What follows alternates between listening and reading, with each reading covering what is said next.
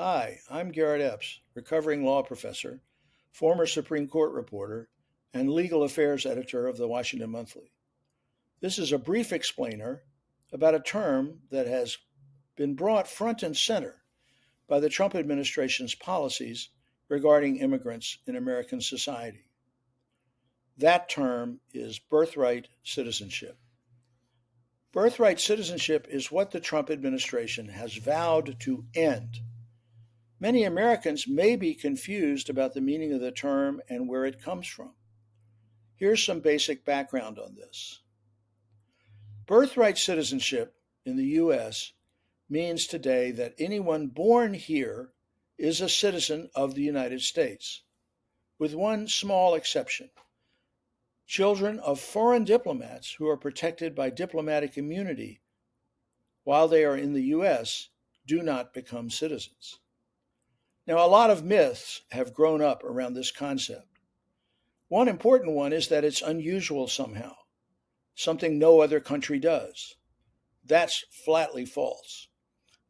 A number of countries around the world, including Canada and Mexico, use the same kind of system to determine citizenship.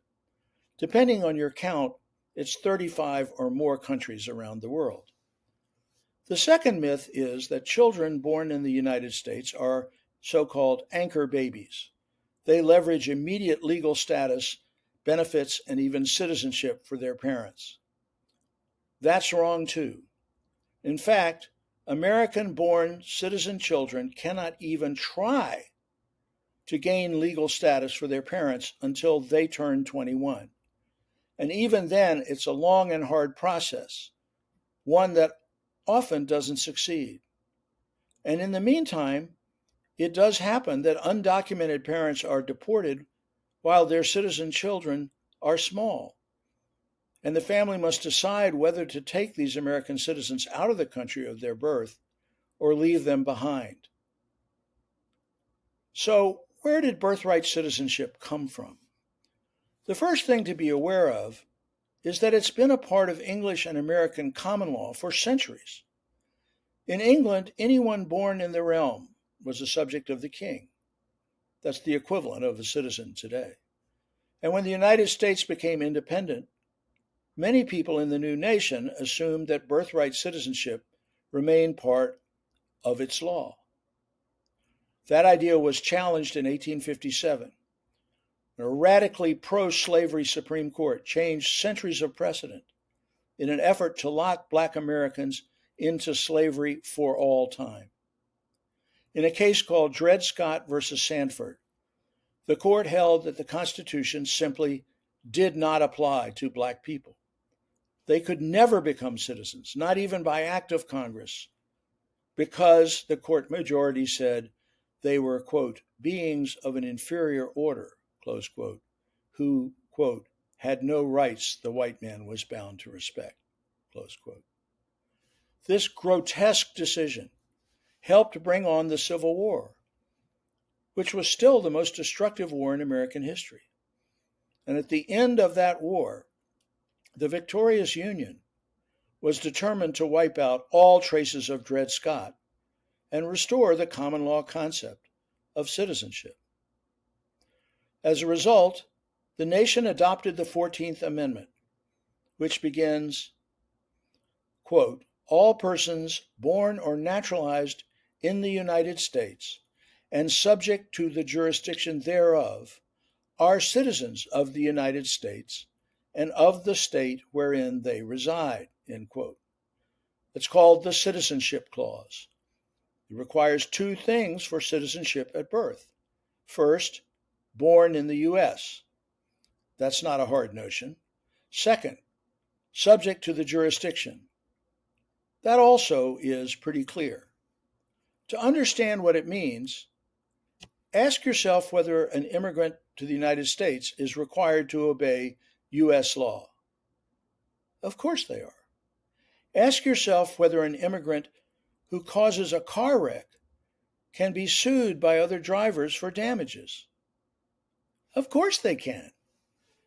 Ask yourself whether an immigrant who commits a crime can be arrested, tried, and sent to prison in the U.S. Of course they can. In fact, only a very few people are not subject to the jurisdiction of the United States. In 1868, the label applied to members of certain American nations covered by treaties. Today, in practical terms, it applies only to the children of diplomats. But clear as the words are, some conservative thinkers have begun to insist they must mean something else. This new interpretation became trendy on the right about 30 years ago. By coincidence, this was just about the time that immigration became a hot-button issue, one conservative politicians hoped to ride to power. At that time, these conservatives began saying that immigrants are not subject to the jurisdiction because they may still be citizens of the countries they came from. And somehow this meant that their American-born children, who had never been in the other countries, were also not subject to the jurisdiction. And thus was born the attack on birthright citizenship. There are a few important facts to know about the ongoing debate.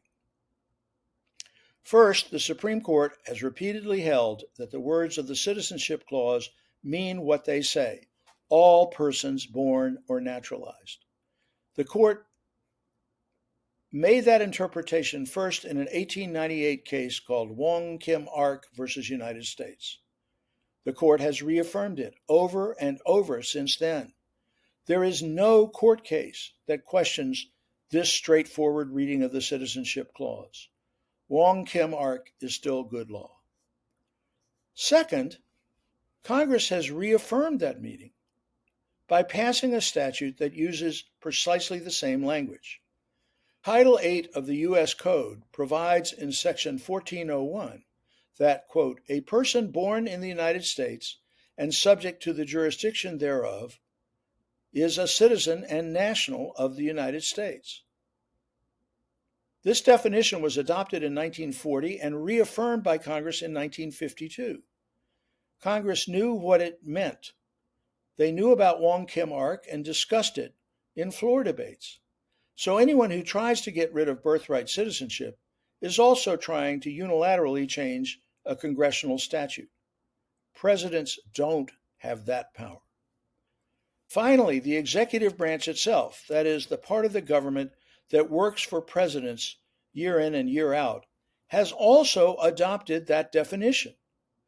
In 1995, the Justice Department, the executive branch's lawyers, issued a formal legal opinion that, quote, there can be no question that children born in the United States of aliens are subject to the full jurisdiction of the United States and that they possess constitutional citizenship under the 14th Amendment, end quote. Until a few years ago, then, there was no question that the government had to follow the laws laid out by the Supreme Court, as reaffirmed by Congress, and as explained by its own lawyers. Now Trump has decided to change it by scribbling with a Sharpie on a piece of paper. Can he get away with that? Maybe, but it sure doesn't seem likely. As one federal judge in the state of Washington said recently, that Trump executive order is blatantly unconstitutional. And even judges friendly to the administration have written in the past that birthright citizenship is locked into the Constitution. Unless and until some higher court decides to overrule a century of precedent, birthright citizenship is beyond the reach of Donald Trump or even Elon Musk. Again, Garrett Epps, Legal Affairs Editor of the Washington Monthly. Thanks for listening. Please like and subscribe to our podcast.